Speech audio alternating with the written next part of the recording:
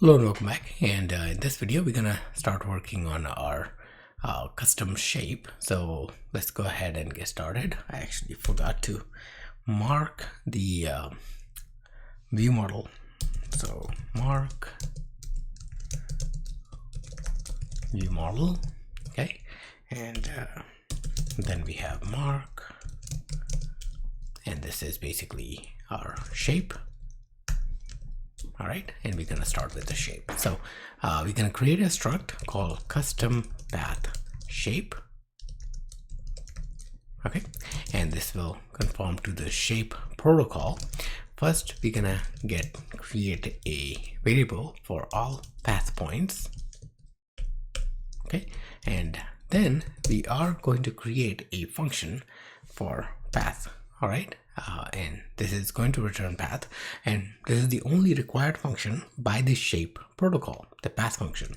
And we're going to start by creating a path variable inside. So sorry, not let, but for path is equal to path. There we go.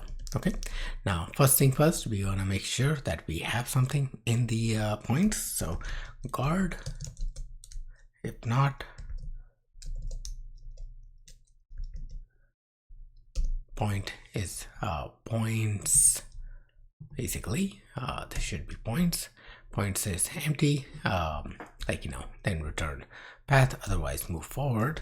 And path dot move to, and we want to move to the 0th point first. So let's get that point, and then for I in 1 to points dot count, and then we're gonna add line to that point. So points at I dot point. Okay, and eventually we're gonna make sure that we return the path. All right, so with that, we have basically everything that we need to create this custom path, and this is basically the path that will be drawn when the user. So first one is going to be basically the capturing, and this custom path that we have drawn to show the glow and the trace. All right, so this is the path that we've worked in this video. Okay, all right, so with that, we reached the end of this video.